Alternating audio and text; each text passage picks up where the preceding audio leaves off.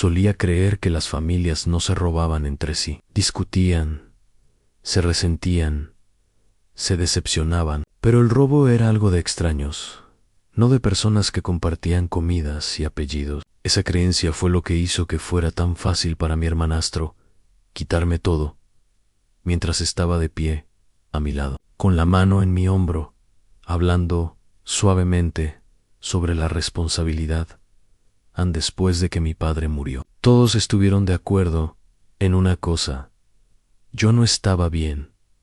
Lo decían con una capa de preocupación en sus voces, de la forma en que habla la gente cuando cree que está siendo amable. Demasiado amables para ser honestos, demasiado amables para preguntar qué necesitaba realmente. Había perdido a mi padre de forma repentina, violenta y sin previo aviso. Un día estaba vivo, enviándome artículos que pensaba que me gustarían, llamándome para recordarme que comiera. Al día siguiente se había ido y el mundo se sentía como si lo hubieran desenchufado. El duelo me vació. No lloré a gritos ni colapsé dramáticamente, simplemente me volví lenta. Hablaba menos, olvidaba cosas pequeñas, me quedaba mirando las paredes más tiempo del que debía. Eso fue suficiente para que mi familia empezara a narrar mi historia por mí. Mi hermanastro, Daniel, dio un paso al frente casi de inmediato. Daniel siempre había sido bueno con los tiempos. Sabía cuándo hablar y cuándo esperar. Sabía cómo parecer tranquilo cuando todos los demás sentían el caos. Era el hijo de la esposa de mi padre de un matrimonio anterior. Una década mayor que yo, ya establecido de una manera que yo no lo estaba. Una carrera, una hipoteca, un tono de voz que sugería que sabía cómo funcionaba el mundo en él. Funeral. Estuvo a mi lado como un pilar. Cuando la gente preguntaba cómo lo estaba llevando, él respondía por mí está luchando. Decía gentilmente: ha sido muy duro para ella. Ellos asentían, comprensivos. No notaban que yo no había dicho ni una palabra en las semanas siguientes. Daniel se convirtió en el intérprete de mi duelo. Les decía a los parientes que yo estaba abrumada. Les decía a los abogados que yo necesitaba tiempo. Les decía a los amigos de mi padre que yo aún no estaba lista para tomar decisiones. Cada declaración sonaba razonable por sí sola. Juntas, construyeron una narrativa donde yo existía, pero no calificaba del todo como alguien confiable. Yo no lo cuestioné. Al principio, estaba agradecida. Estaba agotada de una manera que el sueño no reparaba. La idea de los trámites, las finanzas, las conversaciones legales, todo se sentía distante y abstracto. Daniel se ofreció a encargarse de las cosas temporalmente. Lo planteó como un favor, como apoyo. Me recordaba constantemente que mi padre querría estabilidad. No estrés, no necesitas esto ahora mismo, dijo una tarde, sentado frente a mí en la mesa de la cocina. Déjame encargarme yo, solo hasta que estés en un mejor estado mental. Recuerdo haber asentado, no porque estuviera de acuerdo, sino porque discutir se sentía imposible. A mi padre había sido claro en vida sobre la justicia. Creía en el equilibrio, en asegurarse de que nadie se sintiera borrado. Cuando se casó con la madre de Daniel, me explicó cómo había estructurado todo. Partes iguales. Lemites sin ambigüedades. Odiaba la ambigüedad. Esa certeza era lo único a lo que me aferré en los primeros días del duelo. Daniel también lo sabía.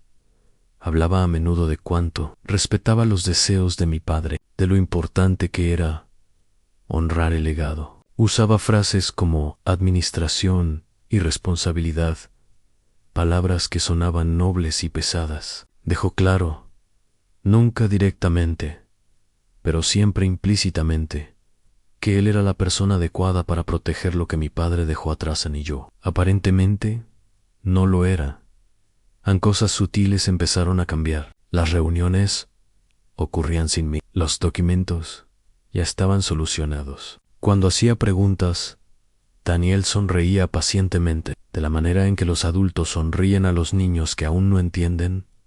Ya hemos discutido esto, decía. Estabas bastante ida. ¿Recuerdas? Yo no estaba segura de si lo recordaba. El duelo había hecho que mis recuerdos se sintieran resbaladizos, poco fiables. Esa incertidumbre se convirtió en un arma que le entregué voluntariamente en las reuniones familiares. Empecé a notar cómo me miraba la gente, con cuidado, evaluando como si fuera a romperme si decían algo incorrecto. Daniel lo reforzaba con una preocupación disfrazada de protección. No está en un buen lugar, le dijo a nuestra tía una vez, cuando pensó que yo no podía oírlo. Solo estamos tratando de asegurarnos de que no tome decisiones de las que se arrepientan. Me quedé en el pasillo, escuchando, con el pecho apretándose, no porque estuviera mintiendo, sino porque estaba contando una versión de la verdad que lo beneficiaba a él. La palabra inestable empezó a flotar a mi alrededor. Sin ser pronunciada nunca directamente, me hacían menos preguntas, me incluían en menos conversaciones. Cuando intentaba afirmarme, las reacciones eran inmediatas y coordinadas. Tal vez ahora no sea el momento. Retomemos esto más tarde. Deberías centrarte en sanar. Sanar se convirtió en la excusa para mi exclusión. La primera vez que sentí pánico real fue cuando me di cuenta de que no había visto ningún papeleo oficial, sin desgloses, sin confirmaciones, solo los resúmenes de Daniel, entregados con confianza, con calma, siempre con un trasfondo de reafirmación. Todo está gestionado, decía. Estás cubierta. ¿Cubierta por qué? No lo sé, y no sabía cómo preguntar, sin sonar exactamente como la persona frágil que ya creían que era una noche. Escuché a Daniel por teléfono. Hablaba con una voz baja y controlada, usando un lenguaje que yo reconocía, pero al que no había sido invitada.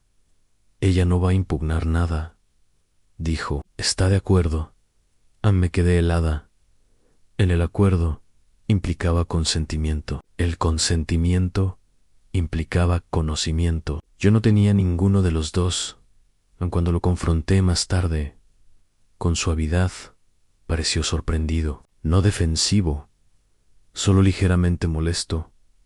¿Eso? Dijo, es solo lenguaje formal. No te preocupes por eso, no te preocupes.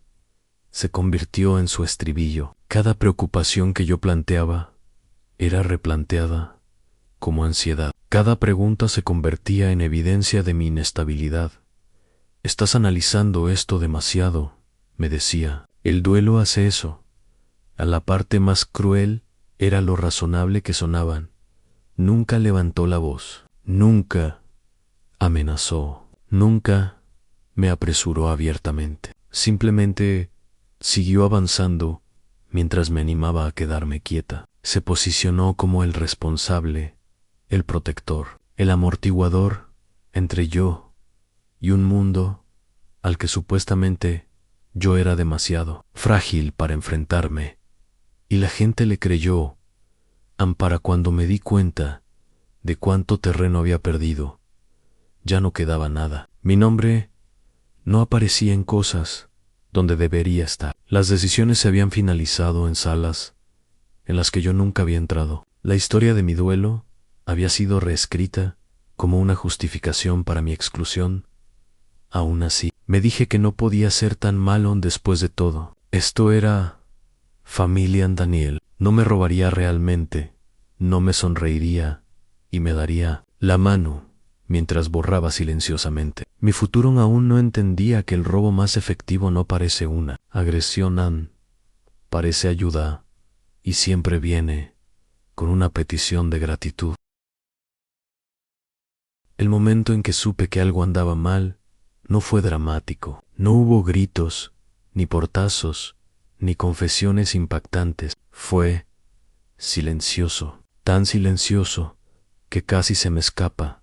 Anne estaba sentada en el viejo escritorio de mi padre, el que Daniel había insistido en que nos quedáramos por razones sentimentales. El cajón se atascó cuando tiré de él, como si no se hubiera tocado en mucho tiempo. Dentro había cuadernos viejos, una pluma estilográfica y una carpeta delgada que no reconocí. Mi padre había sido meticuloso al etiquetar las cosas. Esta carpeta estaba en blanco.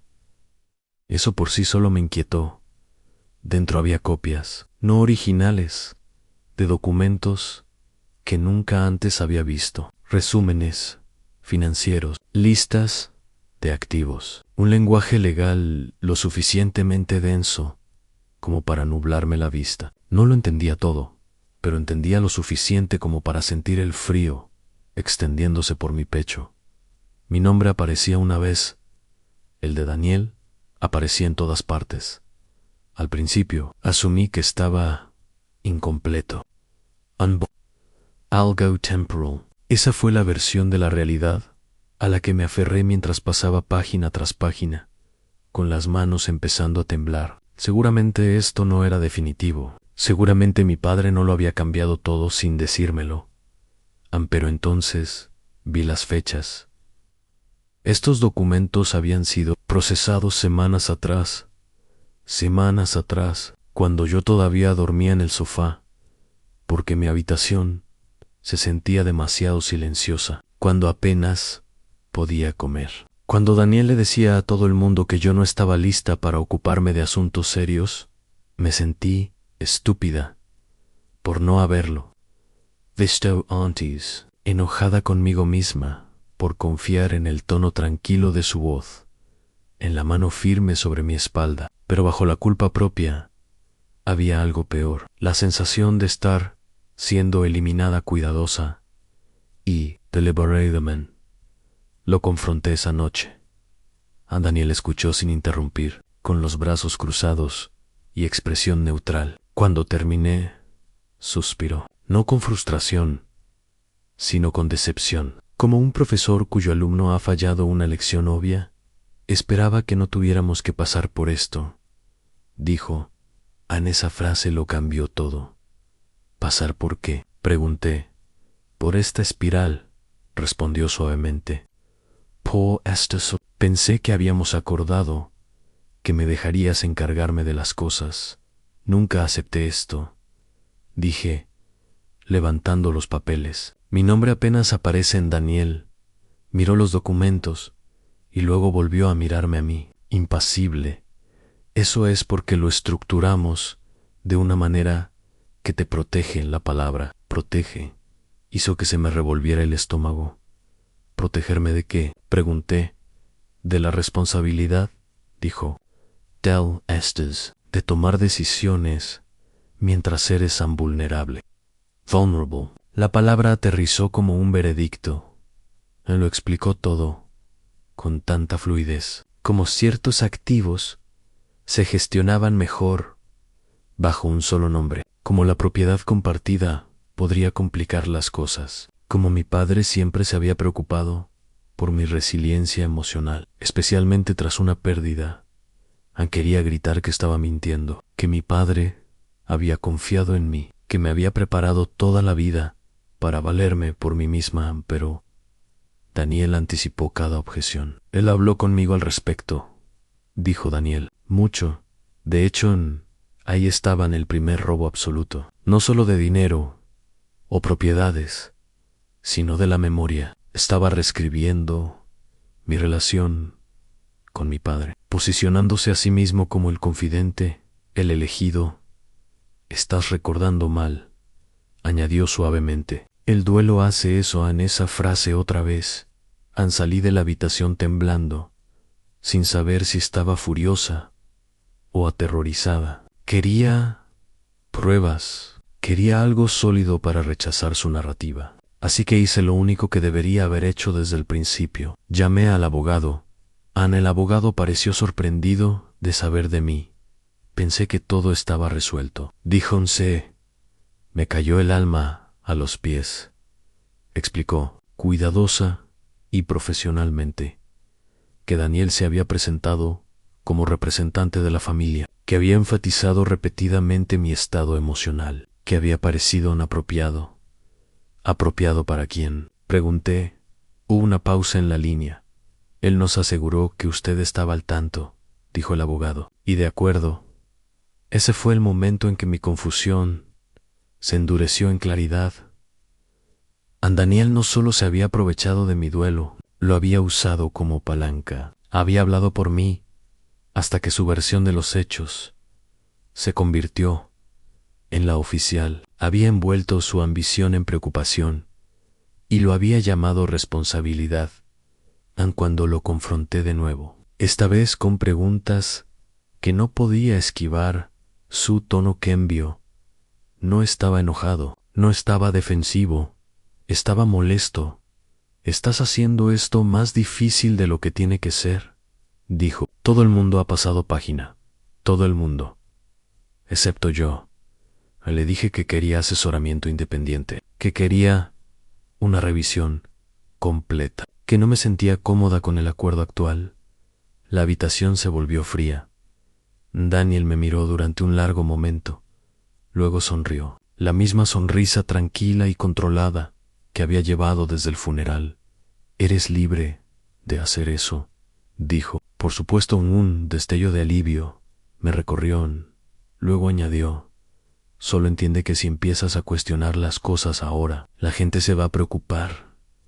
«¿Preocupar por qué?» «Por si estás pensando con claridad», respondió. «Por si eres lo suficientemente estable para gestionar un conflicto».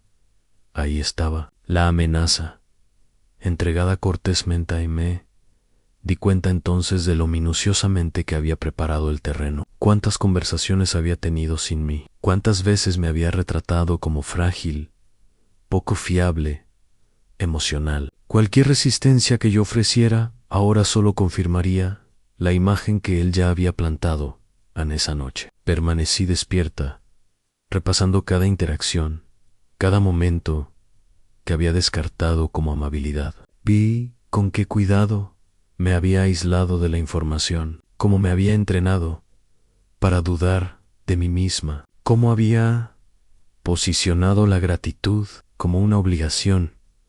No solo se había llevado mi parte se había llevado mi voz, y lo peor de todo, esperaba que yo le diera las gracias por ello por la mañana. Una verdad era innegable. Esto no era un malentendido, era una estrategia, y si no recuperaba mi historia pronto, no quedaría nada de ella que recuperar.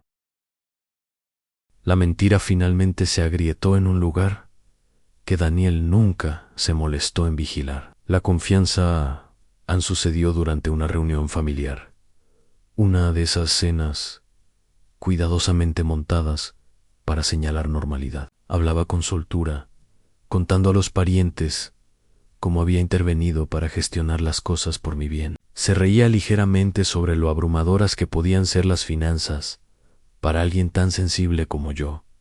Entonces cometió un error en medio las gracias, no sinceramente. Lo hizo de forma pública y teatral. Dijo que yo había sido comprensiva y que estaba agradecida por su ayuda. Insinuó que yo había aceptado todo, no lo corregí. En su lugar, observé los rostros en unas cuantas personas, intercambiaron miradas, sutiles, pero estaban allí. La historia no aterrizó como él esperaba. La gratitud no se parece al silencio, se parece al alivio. Y yo no parecía aliviada más tarde esa noche. Una tía me apartó y me hizo una pregunta tranquila. ¿De verdad? ¿Estás bien con todo esto? Ese fue el momento en que entendí algo crucial. El poder de Daniel dependía de mi silencio. No, di la verdad. En el segundo en que la duda entró en la habitación, su narrativa se debilitó. Él había borrado mi nombre de los documentos, pero no lo había borrado de la memoria de la gente. Y ahora la máscara se estaba deslizando, y él ni siquiera se daba cuenta. Todavía Daniel esperaba ira, esperaba lágrimas, acusaciones, tal vez incluso un colapso que pudiera señalar para decir: «Ven, por esto tuve que hacerme cargo». Lo que no esperaba era distancia en calma, una negativa silenciosa a interpretar el papel que él había escrito para mí. No lo confronté en la mesa, no supliqué a los miembros de la familia que me creyeran. En lugar de eso, empecé a hacer preguntas cuidadosas, en privado, pacientemente, con hechos en lugar de emociones. Compartí documentos que él asumió que yo nunca vería, correos electrónicos que olvidó que existían, cronologías que no coincidían con su historia. El cambio fue sutil. Luego, repentino, la gente dejó de elogiar su sacrificio. Empezaron a pedirle que lo explicara. El Trapeza dio demasiadas explicaciones, cambió detalles. El hijo responsable empezó a parecer defensivo. Luego desesperado, aun cuando finalmente llegó la revisión legal, no fue dramática. Sin teatralidad judicial. Solo mi parte no había desaparecido por accidente. Había sido redirigida silenciosamente, convenientemente y legalmente. Me evitó después de eso.